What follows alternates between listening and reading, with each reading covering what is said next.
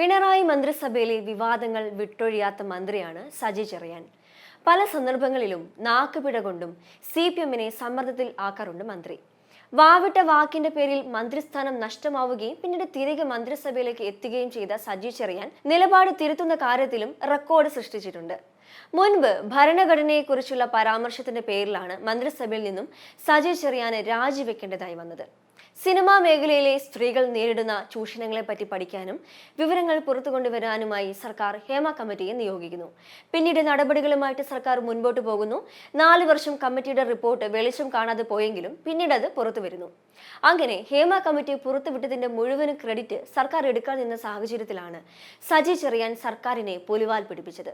ഹേമ കമ്മിറ്റിയുമായി ബന്ധപ്പെട്ട് നടൻ രഞ്ജിത്തിനെ സംബന്ധിച്ച് ലൈംഗിക അതിക്രമ പരാതി ഉയർന്നപ്പോൾ ഇന്ത്യ കണ്ട ഏറ്റവും പ്രഗത്ഭനായ സംവിധായകൻ എന്ന വിശേഷണം ചാർത്തി നൽകി രഞ്ജിത്തിന് സംരക്ഷണം ഒരുക്കുകയായിരുന്നു സജി ചെറിയാൻ. അദ്ദേഹത്തിന്റെ ആ നിലപാട് CPM-നെ ആകെ പ്രതിരോധത്തിലാക്കിയിരുന്നു. പരാതി തന്നാൽ മാത്രം നടപടിയെടുക്കാമെന്നായിരുന്നു അദ്ദേഹം മുൻപോട്ട് വെച്ച പ്രതിവിധി.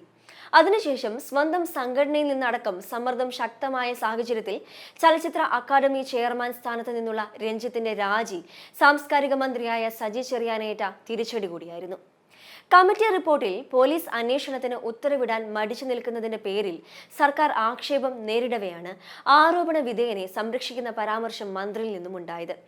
തെറ്റാര് ചെയ്താലും സംരക്ഷിക്കില്ല എന്ന് പിന്നീട് സജി ചെറിയാൻ നിലപാട് മാറ്റി മലക്കമറിഞ്ഞെങ്കിലും അപ്പോഴേക്കും സജി ചെറിയാൻ കുഴിച്ച കുഴിയിൽ സർക്കാർ വീണിരുന്നു. കുറ്റാരോപിതനെ സംരക്ഷിക്കാൻ സർക്കാർ ശ്രമിക്കുന്നതെന്ന് ആരോപണമായി ഇതിനിടെ പ്രതിപക്ഷവും രംഗത്ത് വന്നു. അവർ സജി ചെറിയാന്റെ രാജി ആവശ്യപ്പെട്ട് നിലവിൽ പ്രതിഷേധം ശക്തമാക്കുകയാണ്. രഞ്ജിത്തിന്റെ രാജിയോടുകൂടി തണുക്കേണ്ടിയിരുന്ന ഒരു വിവാദത്തെ സജി ചെറിയാന്റെ പ്രസ്താവനയോടെ ആളി കത്തിയെന്ന വിലയിരുത്തൽ ഇടത് കേന്ദ്രങ്ങളുണ്ട്. ഹേമ കമ്മിറ്റി റിപ്പോർട്ടിലെ തുടർ നടപടികൾ സംബന്ധിച്ച് ഹൈക്കോടതി വരെ ഇടപെട്ടപ്പോഴും മന്ത്രി സജിയും സർക്കാരും റിപ്പോർട്ടിലെ ആരോപണങ്ങളെക്കുറിച്ച് അന്വേഷിക്കാതെ സിനിമാ നയം സംബന്ധിച്ച് നവംബറിൽ കോൺക്ലേവ് സംഘടിപ്പിക്കുമെന്ന് പ്രഖ്യാപിക്കുകയായിരുന്നു. മറ്റൊരു കാര്യം, ഇരകളെയും വേട്ടക്കാരെയും ഒന്നിച്ചിരുത്തി കോൺക്ലേവ് സംഘടിപ്പിക്കുന്നതിനെതിരെ നടി പാർവതി തിരുവോത്ത് വിമർശനം ഉന്നയിച്ച സാഹചര്യത്തിലും മന്ത്രി തന്റെ നിലപാടിൽ നിന്നും പിന്മാറിയിരുന്നില്ല. ഇത്തരത്തിൽ വിവാദങ്ങൾ മുൻപും സജി ചെറിയാനെ പിന്തുടർന്നിരുന്നു. കേരളത്തിൽ 10ാം ക്ലാസ് വിജയിച്ച കുട്ടികളിൽ നല്ലൊരു ശതമാനത്തിനും എഴുതാനും വായിക്കാനും അറിയില്ല എന്ന് കഴിഞ്ഞ ജൂണിൽ സജി ചെറിയാൻ പറഞ്ഞിരുന്നു. എന്നാൽ അതിനെതിരെ മന്ത്രി വി ശിവൻകുട്ടി തന്നെ രംഗത്തെത്തി. തെറ്റ് പറ്റിയാലും തിരുത്തുന്ന ആളാണല്ലോ സജിയെന്നും അദ്ദേഹത്തിന്റെ ശുദ്ധ മനസ്സായതുകൊണ്ട് അങ്ങനെ പറഞ്ഞതാണെന്നാണ് ശിവൻകുട്ടിയുടെ പ്രതികരണം. ഈ പരാമർശം പിന്നീട് സജി ചെറിയാൻ നിയമസഭയിൽ തിരുത്തുകയും ചെയ്തു. വീണ്ടും ലോക്സഭാ തെരഞ്ഞെടുപ്പിലെ വൻ പരാജയത്തിന് പിന്നാലെ പിന്നാക്ക വിഭാഗങ്ങൾക്കെതിരായ മന്ത്രി സജിയുടെ പരാമർശവും വിവാദമായിരുന്നു. കമ്മ്യൂണിസ്റ്റ് പാർട്ടിയുടെ സംഭാവനയിലൂടെ നേടിയെടുത്ത ജീവിത സൗകര്യങ്ങൾ വിസ്മരിച്ച് പിന്നാക്ക അധസ്ഥിത വിഭാഗങ്ങൾ സമുദായ പ്രമാണിമാരുടെ വാക്ക് കേട്ട് വോട്ട് കുത്തിയെന്നായിരുന്നു അദ്ദേഹത്തിന്റെ പരാമർശം.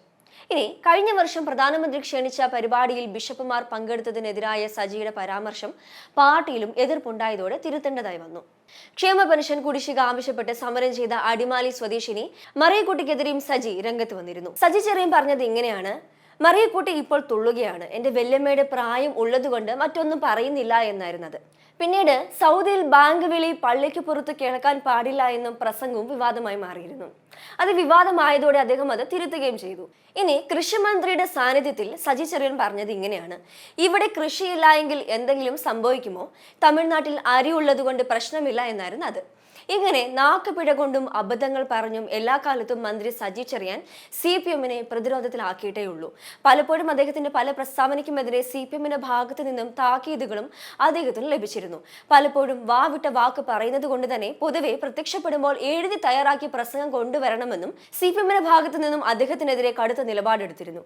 അതിനുശേഷമുള്ള ആദ്യ പരിപാടിയിൽ, അതായത് ശക്തി അവാർഡ് ദാന ചടങ്ങിൽ എഴുതി തയ്യാറാക്കിയ പ്രസംഗമാണ് അദ്ദേഹം നടത്തിയത്. ഇതിനൊക്കെ ശേഷം മാധ്യമങ്ങളോട് സംസാരിക്കും തനിക്ക് ഭയമാണെന്ന് അദ്ദേഹം ഒരു പ്രസ്താവന ഇറക്കിയിരുന്നു.